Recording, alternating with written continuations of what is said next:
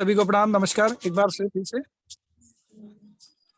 आज हम कफ पित्त और वात के विषय में थोड़ा सा जानने का प्रयास करेंगे कि आयुर्वेद के दृष्टिकोण में आयुर्वेद के अंदर जो प्रमुख हमारा शरीर के 5 तत्व हैं और बेसिक चर्चा जब हम करते हैं तो ये सभी आचार्य हमारे जो जितने भी आयुर्वेद के आचार्य होते हैं वो इस पर ही कफ पित्त वात यानी बेस के ऊपर जोर देते हैं।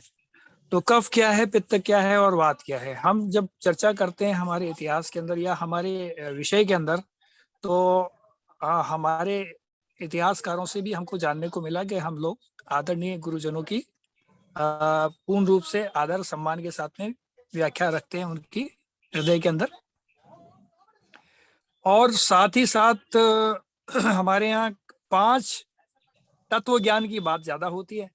यदि ऋषि मुनियों की और शास्त्रज्ञ की बात करते हैं तो तत्व ज्ञानियों को हम आदर सम्मान देते हैं। संतों के विषय में भी हम आदर सम्मान तत्व ज्ञानियों को देते हैं। तत्व ज्ञान का मतलब 5 तत्व हमारे शरीर के अंदर नहीं, बल्कि इस धरती पर 5 तत्व से ही हर वस्तु, हर जीव, जो यदि जीव है तो इस 5 तत्व से मिलकर ही बना है। और सृष्टि का संचालन भी इन्हीं 5 तत्वों के आधार पे होता है। तो सबसे पहला तत्व कौन सा? पृथ्वी। पृथ्वी के बाद में जल तत्व आता है और जल तत्व के बाद में हमारा अग्नि तत्व, अग्नि के बाद में वायु और आकाश। इस तरह से 5 तत्व, यानी 5 तत्व का जो विशेषज्ञ होता है उसको तत्व ज्ञानी यानी संसार में अच्छा ज्ञान रखने वाला व्यक्ति को माना जाता है, क्योंकि सारी सृष्टि इसी से जुड़ी है। छठा तत्व आत्म स्वरूप जिसको बोलते हैं हम लोग, वो जो इन 5 तत्वों के बाद में जुड़ता है, इसके साथ ही जुड़ता है। यानी 5 तत्व इकट्ठे हो जाते हैं एक जगह, फिर इसके अंदर जीव राशि पनपती है मातृत्व भाव के साथ में। हम सब किसी न किसी मातृत्व भाव के साथ इस धरती पर आए हैं। तो ये जो 5 तत्व हैं, इनके अंदर कोई कमी पेशी या अधिकता या न्यूनता ही रोगों का कारण बनती है। ये विकृति जो है इन्हीं की अधिकता और न्यूनता पर निर्भर करती है। और ये जो विकृति है, इसको जांचने के लिए हमने एक माध्यम बनाया जिसको बोलते हैं कफ पित्त वात या वात पित्त कफ की दृष्टिकोण से हम मान सकते हैं। और 2 तत्व मिलकर के एक तत्व बनता है। मतलब एक जैसे कफ है, कफ का निर्माण कैसे होता है? पृथ्वी और जल तत्व का मिश्रण होने के बाद कफ बनता है, राइट।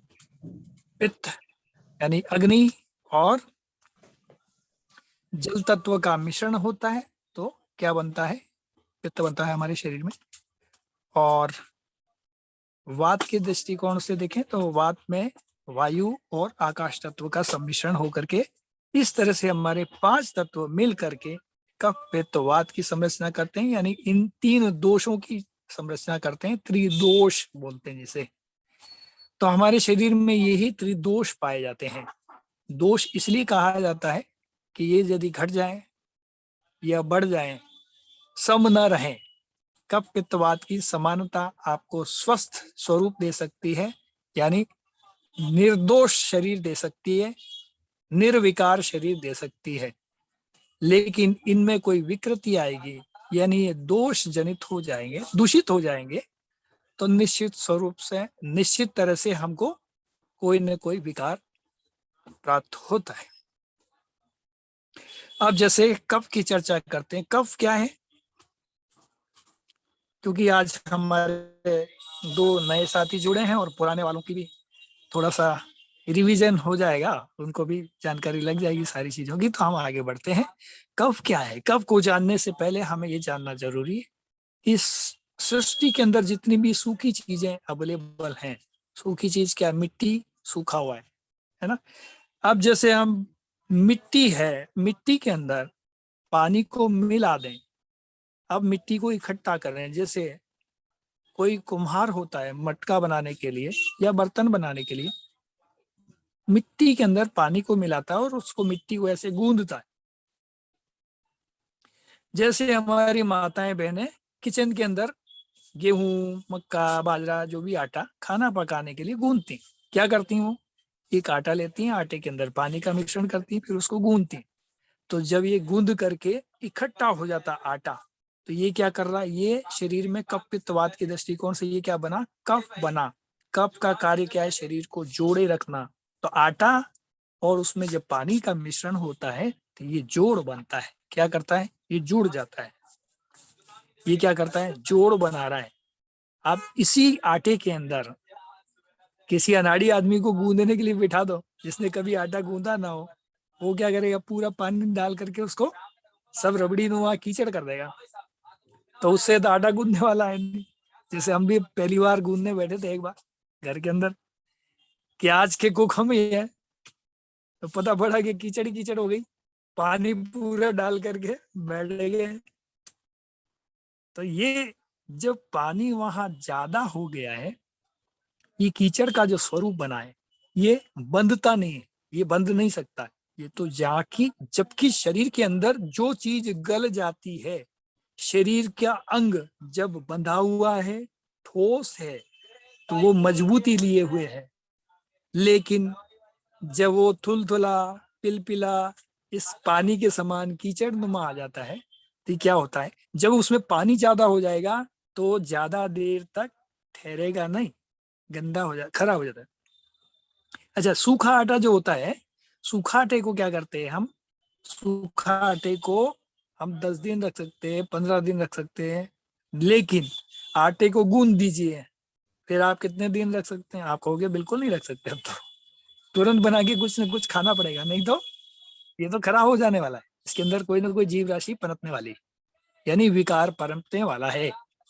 तो ये जो कफ था, कफ को कोई न कोई जीव खाने के लिए उपस्थित रहता है। तो इसकी उपस्थिति, जीव राशि की जो उपस्थिति होती है, जब भी कफ निर्मित होगा और ये जो पतला होगा, जैसे हमारे बारिश के पानी की वृद्धि हो जाती है और वहां आसपास हमारे कीचड़ हो जाता है, बारिश आ जाती है, तो उसमें मच्छर पैदा होने लगते हैं। करेक्ट। लेकिन उसी मिट्टी को आप बांध दो, उसमें मच्छर होगा? नहीं होगा, राइट। उसमें फिर घास उगती है।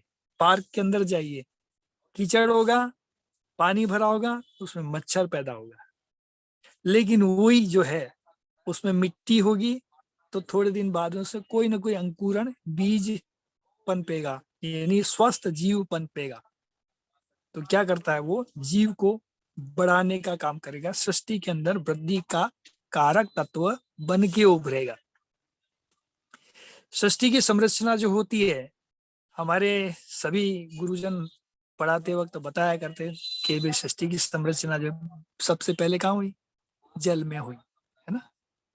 कोई नहीं बोलता है कि भाई आकाश में हुई थी, कोई नहीं बोलता है अग्नि में हुई, कोई नहीं बोलता है कि आटे में हुई, कोई नहीं बोलता है जमीन पर हुई। भाई क्या बोलते हैं? जल। यानी जल के बिना किसी भी जीव राशि की उत्पत्ति नहीं होती। यानी शरीर में रोगों की बढ़ोतरी जल पर निर्भर करती। शरीर में ज्यादा पानी चला जाएगा तो उस आटे में कीचड़ के समान वो पानी हो जाएगा, उस मिट्टी में कीचड़ के समान हो जाएगा वो पानी, जिसमें मच्छर पैदा हुआ था और जिसमें आटा बिखर करके कीचड़ बन चुका था। वो किसी काबिल नहीं रहा, उसको लोई बना के हम रोटी गूंदने के, रोटी बनाने के लायक नहीं रख समझते, बाटी नहीं बना सकते, उसकी पूड़ी नहीं बना सकते, यानी उसका कुछ भी काम नहीं कर सकते। तो उसमें क्या होगा? थोड़े दिन में या थोड़ी देर में जल्दी से उसमें सड़ान भी जल्दी आती है, राइट। मोटा आटा होगा तो उसमें सड़ान भी नहीं आएगी, उसमें गंध आ जाएगी, पानी वाले में। मोटे वाले में गंध देर से आएगी, राइट। तो ये जो कीचड़ है, ये पतलापन है, ये किसने पैदा किया? उसमें जीव राशि पैदा होने के बाद में ये हो। तो ही इसी शरीर में, हमारे शरीर के अंदर पानी की मात्रा किसी भी कारण इस पृथ्वी तत्व से बढ़ जाएगी। पानी और पृथ्वी, ऐसे दोनों को देखें, ये पृथ्वी और पानी बराबर है तो ठीक है। लेकिन अब क्या करना है? इसमें जल की मात्रा ऐसे प्रमाण बढ़ा दोगे तो क्या होगा? जितने भी इंफेक्शन बॉडी में आपको दिखाई देते हैं, ये इन्फेक्शन, वो इन्फेक्शन, वो इन्फेक्शन, वो इन्फेक्शन, ये जितने भी इन्फेक्शन, ये सब के सब उस पानी की वजह से पैदा होते हैं। यानी पृथ्वी तत्व में जब भी पानी की अधिकता पाई जाएगी, कफ की वृद्धि होगी, और ऐसा कफ जीव राशियों को पनपने में मदद करेगा। तो जितनी भी टिस, आपको जितनी भी बीमारियां देखते हैं शरीर में, मेनिंजाइटिस, बुखार आ गया, दिमागी बुखार, राइट, कोलाइटिस है, इस टाइप की इन्फेक्शन। इन्फेक्शन का मतलब कोई भी इन्फेक्शन हो सकता है, जरूरी नहीं कि कोई और एक पर्टिकुलर नाम ही हो। इन्फेक्शन का मतलब वायरल इन्फेक्शन हो सकता है। तो ऐसे में क्या करना, उस पानी की मात्रा को कम कर देना, ठोस आहार को बढ़ा देना है। तो क्या होगा, कफ आपका मेंटेन हो जाएगा, तो कीचड़ खत्म हो जाएगा, उस कीचड़ कीचड़ में जो बैक्टीरिया पनप रहते हैं वो बंद हो जाए। तो ये है कफ, राइट। अब पित्त को समझते हैं। तो कफ क्या करता है, कफ हमारी वृद्धि का काम करता है शरीर में, और उसको जोड़ने का काम करता है, शरीर को जोड़े रखने का काम करता है। पित्त क्या करता है, इसको, जो कफ है, इसको अग्नि और जल दोनों मिल करके, पानी है, पानी को आज के विज्ञान के हिसाब से डिवाइड कर दो तो H2O, करेक्ट, यही बनता है H2O, ऑक्सीजन का एक और हाइड्रोजन के दो, ये दो मिलकर के क्या बने, पानी। हाइड्रोजन ज्वलनशील है, राइट, तभी तो आज हाइड्रोजन से गाड़ियां चलती हैं, गाड़ियां चलती हैं। जिसको नहीं पता वो जान ले, हाइड्रोजन से गाड़ी चल सकती है और चलती है। ब्लास्ट करना है तो हाइड्रोजन बम भी बनता है, आप चाहो जो कर सकते हो, जैसे पेट्रोल, पेट्रोल से ज्यादा ज्वलनशील हाइड्रोजन, करेक्ट। तो H2O, यानी इसके साथ में ऑक्सीजन का एक अणु, हाइड्रोजन का दो, ये दोनों ने मिलके क्या बनाया, पानी। एक अग्नि तत्व है और एक क्या है, एक ठंडा है ना, एक ठंडा और एक गर्म, दोनों ने मिलके ठंडा बना दिया, यानी तासीर ठंडी होगी। जल का स्वरूप ठंडा है ना गर्म है, अब जिसमें मिला हो वैसा ही है। गाना भी तो बना हुआ है, पानी रे पानी तेरा रंग कैसा, जिसमें मिला हो उसके जैसा ना। तो ये हमारे गाने, गीत और जो भी परंपराएं, त्योहार, ये सब हमारी सृष्टि से जुड़े हुए हैं, हमारे सामाजिक सरोकारों से जुड़े हुए विषय हैं, इनको समझना। तो ये जो पित्त है, ये पित्त का क्या काम है, उस खाने को इस शरीर के पाचन योग्य बनाना, उस भोजन को जो आपका पृथ्वी तत्व और जल तत्व था, इसको ये अग्नि तत्व क्या करेगा, उसको इसके योग्य बनाएगा, इसके ग्रहण करने योग्य बनाएगा, राइट। तो इसका क्या काम है, उसको ग्रहण करने योग्य बनाना है, उसमें कीचड़ ना लगे, उसमें बैक्टीरिया पैदा ना हो, इसलिए इसकी जरूरत है। किसकी जरूरत है, पित्त की। नहीं तो उसमें क्या होगा, बैक्टीरिया पनपने लगेगा। मैंने आपको बताया, जल और ठोस दोनों मिले, पृथ्वी तत्व और जल मिलेगा तो उसमें थोड़े दिनों बाद में कुछ ना कुछ बैक्टीरिया लग जाएगा, लेकिन इसको अग्नि तत्व खत्म कर सकता है। ये अग्नि बुझ गई तो आपके शरीर की अग्नि बुझ गई, जठर की अग्नि भी बुझ गई। शरीर में 13 प्रकार की अग्नियां पाई जाती। इस पर चर्चा हम बाद में करेंगे, लेकिन कफ पित्तवात आज का विषय हमारा ये है। इस विषय पर रहते हुए हम विषय को आगे बढ़ाते। तो ये जो अग्नि है उसको क्या कर रही है, पचाने का काम कर रही है, पाचन का कार्य कर रही है, राइट। आगे बढ़ते हैं। कफ का कार्य था शरीर को बांधे रखना, विकास की ओर अग्रसर करना, इसमें कोई भी डेवलपमेंट करना है या इसमें कोई भी टूट फूट है वो उसको डेवलपमेंट की ओर ले जाती है, विकास की ओर। यानी उसके क्षतिपूर्ति भी उसमें करनी है तो यही करेगा। किसकी सहायता से करेगा, अग्नि की सहायता से करेगा। अग्नि यानी पित्त की सहायता से। पित्त क्या करेगा, इसको पचाने में मदद करेगा, शरीर के योग्य बनाएगा, शरीर में ग्रहण करने योग्य बनाने का काम वो करेगा। वात क्या करेगा, वात भी तो जरूरी है ना। इस सृष्टि पर वात का निर्माण कैसे होता है, वायु और आकाश दो तत्वों से मिलकर क्या बना है, वात। वायु किसका कारक है, वायु का नेचर है ड्राई, और वायु गति का कारक है। गति का कारक। वायु क्या है? गति का कारक है। और आकाश तत्व शब्द का कारक है, शब्द। तो गति और शब्द, ये बात है, राइट। तो ये गति जो करने का काम है, शरीर चल रहा है, फिर रहा है, गाड़ी चल रही है, ये सब के सब वात की वजह से चल रही है। वात खराब होती है, आपकी गाड़ियां रुक जाएंगी, आपके जीवन की गाड़ी रुक जाएगी, आपकी बनाई हुई फैक्ट्री में जो गाड़ियां चलती हैं वो भी सारी रुक जाने वाली। इनका काम है ट्रांसपोर्टेशन करना, गाड़ी चलाना नहीं है। मुख्य मुद्दा तो ट्रांसपोर्टेशन है। किसका ट्रांसपोर्टेशन करने वाले? शरीर के अंदर कफ और पित्त को जहां जरूरत है उसके अनुसार एक जगह से दूसरी जगह ले जाना ट्रांसपोर्टेशन का काम। तो आपके ट्रांसपोर्टर्स का काम क्या करता है? वात। पित्त खाने को पोषण योग्य बनाता है। कफ शरीर की वृद्धि और मेंटेनेंस का काम करता है। इन जहां जिस मेंटेनेंस के लिए जरूरत है उसको मिनरल विटामिन की, तो जो मेंटेनेंस का कंटेंट है वो खुद तो चल के जाएगा नहीं, उसको वात ही लेके जाएगा। किससे लेके जाएगा? कोई अग्नि होगी ना, जब ही तो लेके जाएगा। वो गति भी कैसे करेगा? ठंडी हवा गति तेजी से नहीं करती है, लेकिन वात जो है उसमें अग्नि तत्व बढ़ जाए तब वो गति कर सकता है, राइट। गर्म हवा जमीन से ऊपर को ओर उठती है, करेक्ट। ठंडी हवा नीचे को ओर उठती है। क्यों? क्योंकि उसमें सरफेस टेंशन उसका ज्यादा होता है। ये विज्ञान का, फिजिक्स का विषय है। सरफेस टेंशन जिस कम होगा उतना ही ज्यादा ऊपर हवा जाएगी।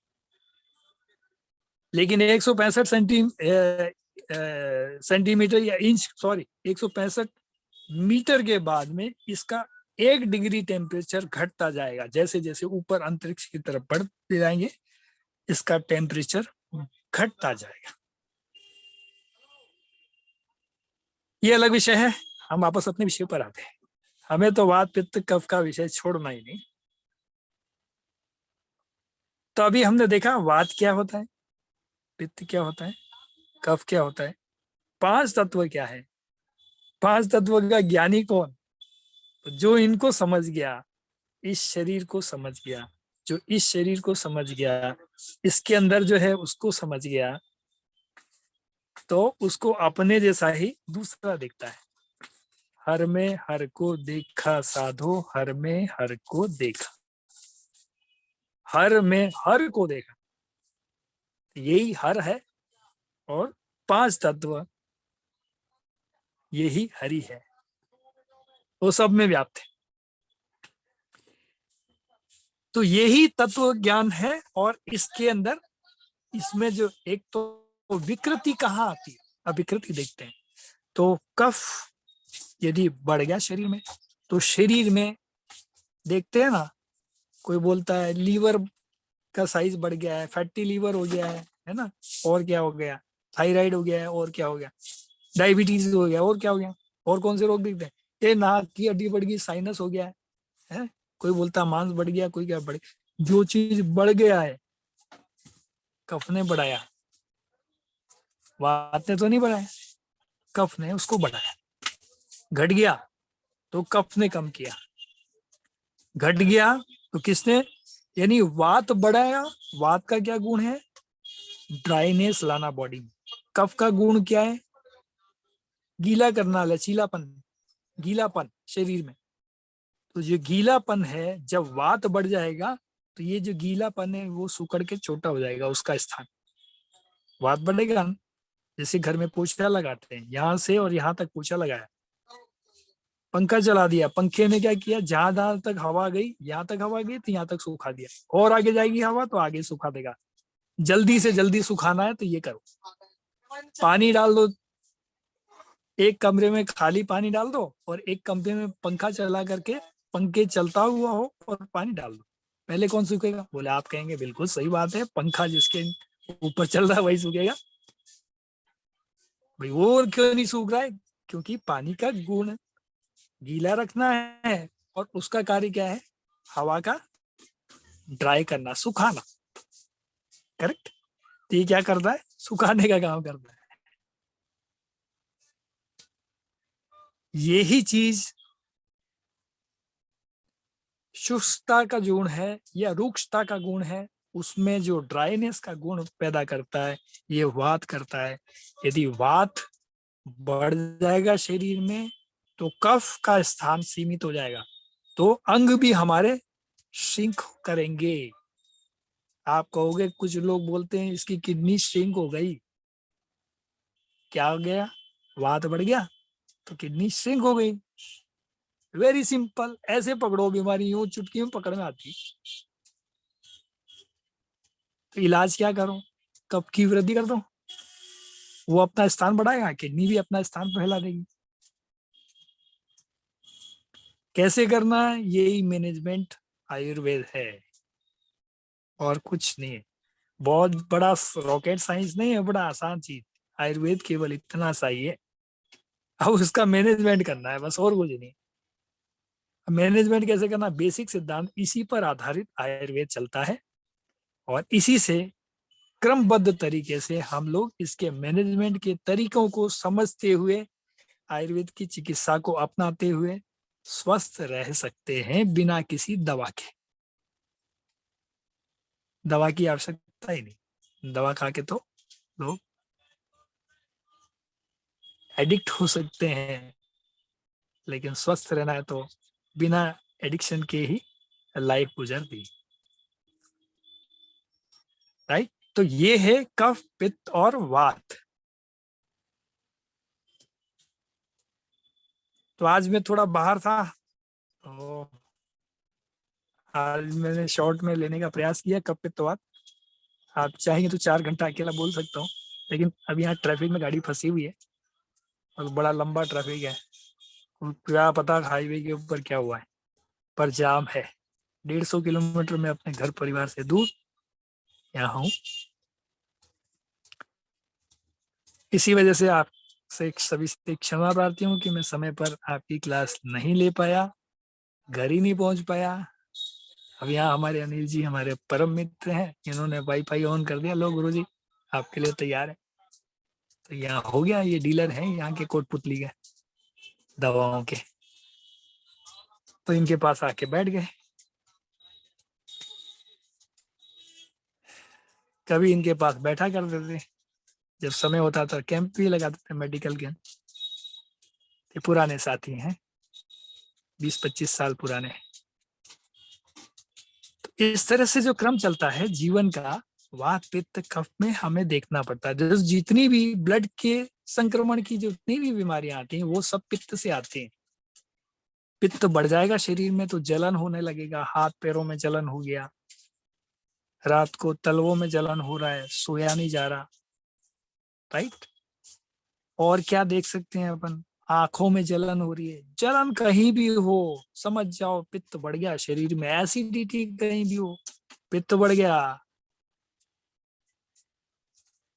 लेकिन शरीर में कहीं भी दर्द हो, समझ जाओ वात की वृद्धि हो चुकी है। शरीर में कोई अंग सुकड़ रहा है तो समझ जाओ वात की वृद्धि हो गई है। नर्वस सिस्टम का कोई प्रॉब्लम है, समझ जाओ वात की वृद्धि हो गई है, वात की समस्या है। इसके अलावा जो प्रॉब्लम्स हैं, कफ के अंदर देखेंगे तो वृद्धि हो गई तो लीवर बढ़ गया, स्प्लीन बढ़ गया। बढ़ने वाले क्रम जो है मुख्य रूप से कफ में देखे जाते हैं। इन्फेक्शन हो गया तो इसमें, यानी मुख्य जो बड़ी बीमारियां जिनका असाध्य होता है इलाज, वो जो बीमारियां कफ के अंदर आती हैं वो तो 20 से 28 बीमारियां होती हैं, और पित्त के अंदर 40 से 48 के आसपास बीमारियां रहती हैं, जिसमें हार्ट की ये सबकी दिक्कतें। लेकिन कोलेस्ट्रॉल बढ़ गया तो फिर वो दूसरा मामला हो गया है ना, उसमें फिर वो कफ का इन्वॉल्वेशन हो गया, वहां अग्नि तत्व कम हो गया है, कफ बढ़ गया। सिर के बाल उड़ गए, बिल्कुल गंजा आदमी, इसका मतलब अग्नि तत्व बढ़ रहा है, इसलिए वो जल गए, सब उड़ गए, ऐसे समझ लो। यानी हार्मोनिकल डिसऑर्डर्स जितने भी होते हैं ये सब पित्त के बढ़ने की वजह से या घटने की वजह से होते हैं। किसी महिला का मासिक धर्म समय से पहले आ गया है, पित्त बढ़ गया है, अग्नि तत्व शरीर में बढ़ गया है, मासिक धर्म समय से देर से आता है, समझ जाइए पित्त या अग्नि तत्व घट गया है, उसको बढ़ाने की जरूरत है। ऐसे ही कई रोचक तथ्य इसके अंदर जुड़े हुए हैं। आपको छोटी सी चीज में बड़ी से बड़ी बीमारियों को आप कंट्रोल करना सीख सकते हैं, जान सकते हैं, वो भी आपकी किचन के दायरे में रहकर। रात को 12 बजे कोई तकलीफ है, कहाँ जाए, कौन डॉक्टर?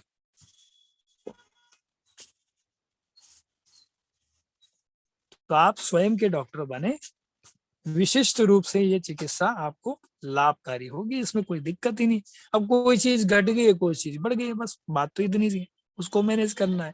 खाने पीने में आपके पास में किचन के अंदर 48 जड़ी बूटियां हैं, जिनमें से लौंग हो गया, काली मिर्ची हो गया, शक्कर, चीनी, ये सब ये आपकी दवाएं हैं, और बहुत बड़ा दवाखाना है। मैं तो कोशिश करता हूँ कि मेरी दवाखाना तो बस यही है, किचन, किचन से बाहर जाता ही नहीं, ना खुद ना दूसरा। पेशेंट भी आते हैं तो पेशेंट को यही बताता हूँ, ये खा लो, ये पी लो, ये छोड़ दो। हमारी मृदुला दीदी, मीना दीदी जो हैं, वो पूछ रही हैं कि आयुर्वेदिक मेडिसिन भी नहीं लेनी चाहिए। ये आप किचन वाला जो बात बता रहे हैं उसका आंसर है ना? जी जी, क्या कह रहे हैं? आप जरा एक बार, उनका क्वेश्चन ठीक से समझ में नहीं आ रहा। मीना दीदी, आप, मृदुला दीदी, आप बताइए। हाँ, ऑन करके बताइए ना। जी, जैसे आपने कहा अभी कि मेडिसिन एडिक्ट हो जाते हैं, तो क्या आयुर्वेदिक मेडिसिन भी नहीं लेनी चाहिए क्या? हाँ, ये बात मुझे पता था, ये प्रश्न जरूर आना है। तो अब ये जो है ना, आयुर्वेदिक मेडिसिन जो है, देखिए ये क्या करती हैं, आपके शरीर के अंदर क्षमता विकसित करती है। क्या करती है? आपके शरीर के अंदर क्षमता, जैसे किसी को खड़ा होके चल नहीं सकता है, तो क्या करते हैं, उसको डंडा पकड़ा देते हैं, लो जी खड़े होके चल लो इसके सहारे। और जब वो शरीर बिल्कुल इस लायक ही नहीं रहा, तो वो डंडा जरूरी है ना। और वो खड़ा ही नहीं हो पा रहा है, लेकिन उसके मन के अंदर ये भाव जागृत हो कि मैं भी अपनी जीवन की क्रियाओं को सुचारू रूप से चला सकता हूँ। ये भाव और आत्मविश्वास जब जग जाए तो उसको दवा की आवश्यकता नहीं। जिसमें आत्मविश्वास की कमी आ जाए तो उसको दवा पकड़ाओ। ये तुम शहद लाओ ना, माँ को बोल दो। दवा जो है, इसका नाम है दवाई, यानी रोग को दबाई, रोग को दबा दिया, राइट। ये किसी भी दवा को यदि आप लेते हैं, आप ये सोच के चलिए कि किसी की दवा के इफेक्ट हैं, फिर साइड इफेक्ट भी होंगे, विज्ञान का नियम है ना। अब कोई हवा इस कपड़े को धक्का मार के इधर हिला सकती है, तो इधर वाली हवा आएगी तो इधर भी हिला सकती है ना, राइट और रॉन्ग। पीछे दीवार है, तो ये जो हवा है चली है, तो दीवार से टकरा के वापस लौट के भी तो आएगी। आपने पंखा चला दिया, तो जब आपका शर्ट को हवा इधर से लग रही है राइट हैंड से, और राइट हैंड से जब हवा लगी तो आपका शर्ट लेफ्ट की तरफ गया, लेकिन यही हवा दीवार से टकरा करके लेफ्ट का प्रेशर बना करके जब इधर राइट हैंड की तरफ प्रवेश करेगी, तो इसकी इधर भी तो निवृत्ति या विकृति दिखेगी ना, इधर आने की भी वो प्रमाण दिखेगा, उसका प्रेशर बनेगा।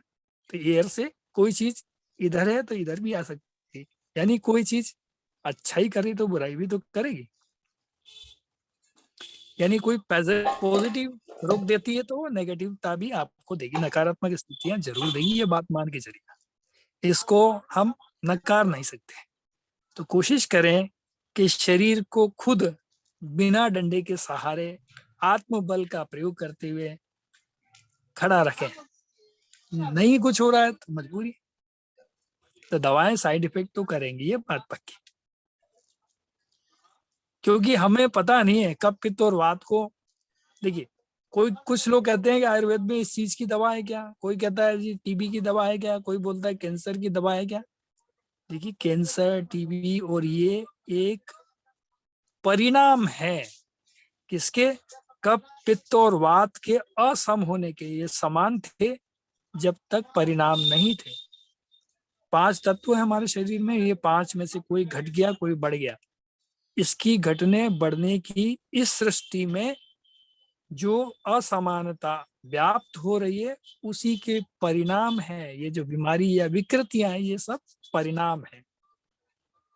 इन परिणामों को किसी चीज को घटाने और बढ़ाने से ही आप ठीक कर सकते हैं। इसको समान मात्रा में रखने से ही ठीक कर सकते हैं।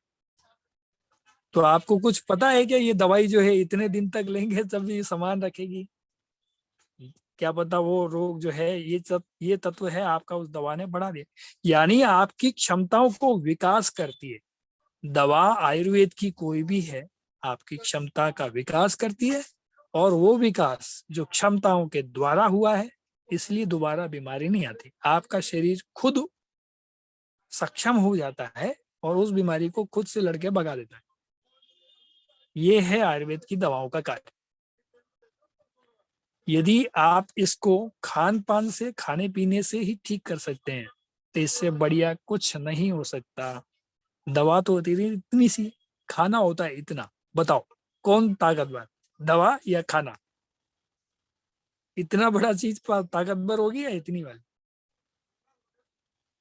आप कहोगे बिल्कुल सही बात है कि ये इतनी बड़ी चीज, बड़ा पत्थर किसी को फेंक के मारो, एक छोटा वाला मारो, किसकी चोट ज्यादा लगेगी? तो दवाएं ठीक बेशक हमको सहयोग करती है, सहयोग तो करती है, लेकिन जो सहयोग कर रही है उस सहयोग में कभी कभी वो दिक्कत भी पैदा कर सकती हैं। इसीलिए आयुर्वेद की दवाएं ही नहीं, वो साइड इफेक्ट भी कर सकती हैं, इफेक्ट भी कर सकती हैं।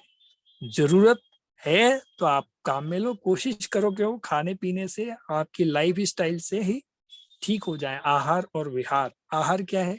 जो हम खाते पीते हैं वो। विहार क्या है?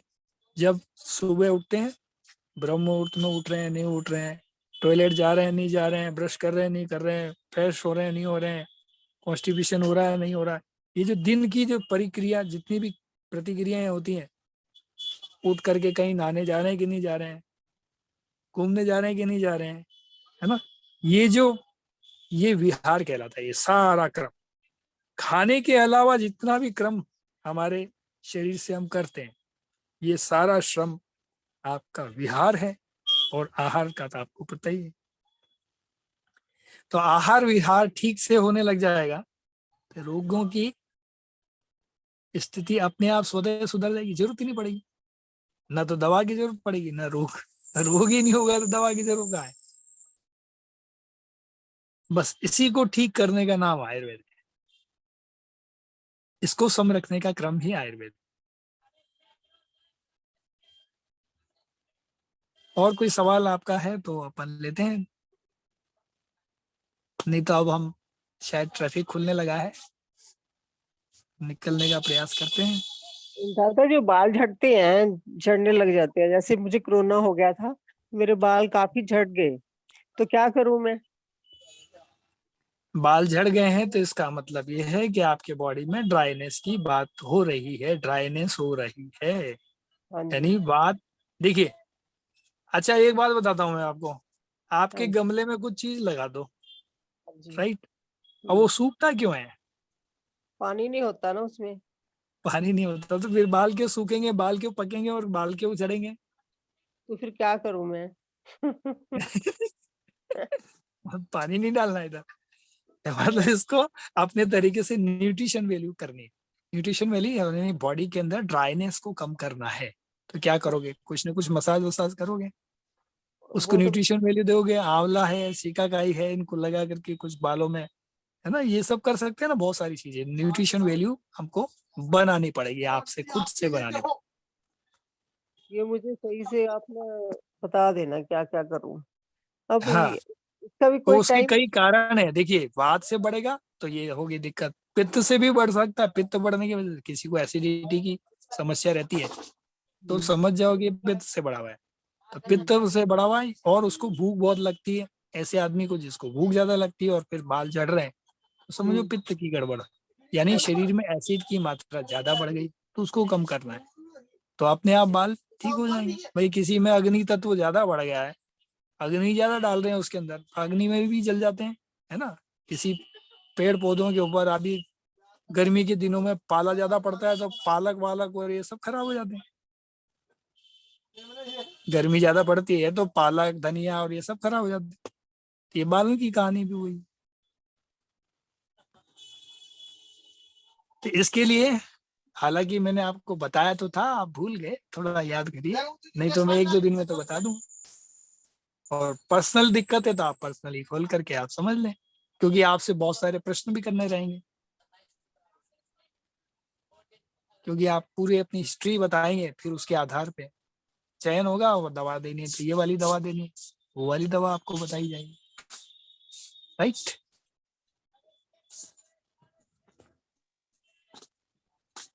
दादा नमस्कार। जी नमस्कार। मुझे एक बार कंफर्म करना है, आयुर्वेदिक मेडिसिन तो साइड इफेक्ट्स नहीं करती है ना? अभी तो मैंने बताया था, हाँ, किसी चीज की अति सर्वत्र बुरी है, अति सबकी बुरी है। हाँ, आयुर्वेद की मेडिसिन जब जरूरत हो तो आप लीजिए, जी अन्यथा जबरदस्ती अभी मैं स्वस्थ हूँ, मुझे कोई दिक्कत नहीं है, चलो ठीक है, पढ़िए घर में अश्वगंधारिष्ट या बलारिष्ट, नाम ही उसका बलारिष्ट, यानी ताकत देने वाली चीज, खा लो, क्या दिक्कत है। नहीं, ऐसा ना करें। यदि कोई जी तकलीफ है तभी लेना चाहिए, और तब साइड इफेक्ट जब करेगी जब उसकी आवश्यकता नहीं अच्छा है ना। ठीक है जैसे दही है, दही आपके घर में है, जी। आप कहोगे दही से क्या नुकसान हो सकता है, कुछ नहीं, हम्म। तो आप 15 दिन दही खाना कर दो शुरू, सुबह ही सुबह या दिन में खाओ। 15 दिन एक कटोरा भर के दही शुरू कर दो। 15 दिन बाद में देखोगे कि जिनको पित्त प्रकृति के लोग हैं उनके नाक में से खून आता है। ऐसा क्या हो गया है। ये चीजें सोच समझ के करनी चाहिए।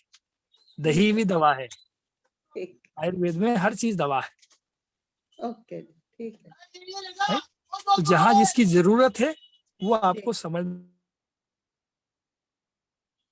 कब पित्त बात मैं आपको पढ़ा भी चुका हूँ, थोड़ा सा दिमाग पे जोर दीजिए, अपने नोट्स को पुख्ता करिए, सारी चीजें समझ में आती है। मैंने कुछ नहीं चीजें छुपाई है, आपसे कुछ नहीं छुपाया। बिल्कुल छुपाना होता तो मैं क्लास ही नहीं लेता। आपसे ये बोलता जी मेरी तो फीस है 1000 रुपये, आप दो, सीधी सी बात है। आएंगे पेशेंट तो मेरे को तो इनकम होगी। मेरे क्लास लेने का मतलब अपने पैरों पे कुल्हाड़ी मारने जैसा हुआ ना। दादा कब आपके पास टाइम होता है, कब फोन करूं? अब कहीं ना कहीं कुछ ना कुछ चलता रहता है। शाम को आप 9 से 10 के बीच में कर लीजिएगा। पहले एक दिन पहले मेरे को पता हो कि ये कोई करने वाला, तो मैं उसके अपॉइंटमेंट्स अपने टाइम से हिसाब से सेट कर देते हैं। तो मैं आपको कल को कर दूंगी, बताओ कितने बजे करूं? कल दिन में आ,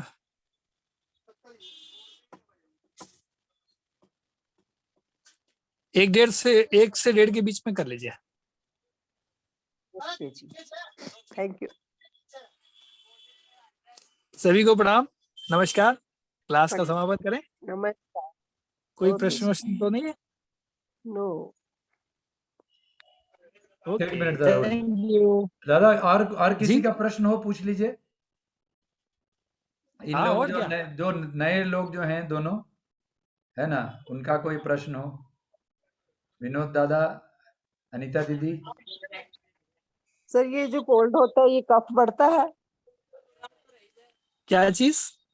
जो कोल्ड हो जाता है, जुकाम, ये भी कफ बढ़ती है ना?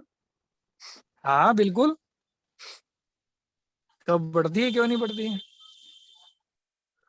जिसको जुकाम होता है वो उपवास करो, ठीक हो जाएगा। अच्छा उपवास करें, कुछ भी आपको ना? नहीं पता क्या, मैंने कहा ना वात बढ़ने वाली चीजें करो। हाँ जी। कब कब बढ़ गया तो क्या करो, अभी मैंने बताया 2 तराजू के पलड़े हैं। कब बढ़ गया है, कब का हाँ पलड़ा भारी हो गया है, इसको उठाना ऊपर हल्का करना है तो वात को बढ़ा दो, यानी वात को बढ़ा दो तो कफ अपने आप ऊपर हो जाए। ऐसे दोनों ऐसे रहते हैं। तो क्या नहीं, करो, कड़वी चीजें खाना शुरू कर दो, ये तो कफ बात बड़ी बढ़ता है। कफ बड़ी हुई है ना, तभी होता है ये जुकाम। हाँ, देखिए कफ से भी और वात से भी जुकाम होता है। जैसे आप बाइक चला के आ गए, खुली हवा में गए, जो सूखी और ठंडी हवा लग जाती है, उससे क्या होता है, नाक में से पतला पानी आना शुरू हो जाता हम्म, है। ये क्या हुआ, ये वात वृद्धि की वजह से जुकाम शुरू हुआ है। और जो ये शुरुआती का ही जुकाम है, कुछ मत करो इसके अंदर। ओके, सरसों का तेल ले लो, नाक में इधर डालो 3 बूंदे, 3 बूंदे इधर डालो, लेट जाओ थोड़ी देर, ऐसे ऐसे कर लो, हिला लो, ओके, ऐसे कर, हो गई दवा, एक बार में ठीक। अभी ओके। सर्दी लगी और पतला पतला शुरू हुआ है, एक ही बार में ठीक। ये आप ठीक और है। रुक गए, इंतजार करोगे और बढ़ा लो, तो फिर हम्म, नहीं होगा। जो फर्स्ट टाइम में सर्दी लगी है और एकदम से पतला पानी आने लगा है, तुरंत डाल लो, सब ठीक। जो बढ़ गया फिर क्या करना है? बढ़ गया तो उसके लिए तो आपको नमक के पानी के गरारे करने पड़ेंगे। नमकीन, कटु, तिक्त, कषाय, ये रसों का पालन करो। मैंने 6 रस बताया था ना, 6 रस हाँ, में कौन सी बीमारी में कौन सा छोड़ देना है, कौन सा लेना है। जब इन्फेक्शन होगा तो क्या करना, मीठा को बंद कर देना। हाँ, मीठा क्या करता है, पृथ्वी तत्व है ना, उसको बंद कर देंगे, मीठा बंद कर दो, इन्फेक्शन नहीं होगा। हम्म, बैक्टीरिया जो है किसको खाता है, मीठे को खाता है। मीठे को खाता। इन्फेक्शन किससे होता है, मीठे से होता है, बंद हम्म, कर दो। मीठा, खट्टा और नमकीन लेना बंद कर दो, लेकिन ओके, गरारे करना नमक से करना पड़ेगा, गरारे करके उसको साफ तो करो, ठीक। लेकिन अंदर लेना बंद कर दो। हम्म, एक ही दिन में आराम मिल जाएगा, एक ही दिन। कैसा भी कब बढ़ा हुआ हो, जैसा भी बुखार आया हो, हम्म, कैसा भी इन्फेक्शन हो, वायरल इन्फेक्शन हो, तब एक ही दिन में आराम हो जाएगा। बस कटु, तिक्त, कषाय रसों का प्रयोग कर दो। 6 रस है, 3 रसों का ये प्रयोग कर दो बंद, और 3 का चालू कर दो। ठीक है, बड़ा आसान, very simple. Hmm. Thank you. Okay जी, धन्यवाद। ओके जी, तो सभी को प्रणाम, प्रणाम जी। मिलते हैं सभी को। मुझे आशा है कि आपने धैर्य पूर्वक सुना। आप सबका सादर वंदन, आभार। और आप आयुर्वेद के तथ्यों को समझने का प्रयास किया होगा आपने। हम सब समझ जाएं और ईश्वर तत्वों को ईश वंदना के तौर पर ले करके इस शरीर रूपी मंदिर के अंदर व्याप्त ईश्वर की आराधना करना शुरू करें, तो शायद हम अपने समाज के अपने साथ साथ अपने समाज को भी स्वस्थ रखने की परंपरा का निर्वहन कर पाएंगे। इसी के साथ सभी का आभार, धन्यवाद। आपने ध्यान पूर्वक सुना, सभी को नमन, प्रणाम। नमस्कार दादा। नमस्कार। नमस्कार जी। नमस्कार दादा।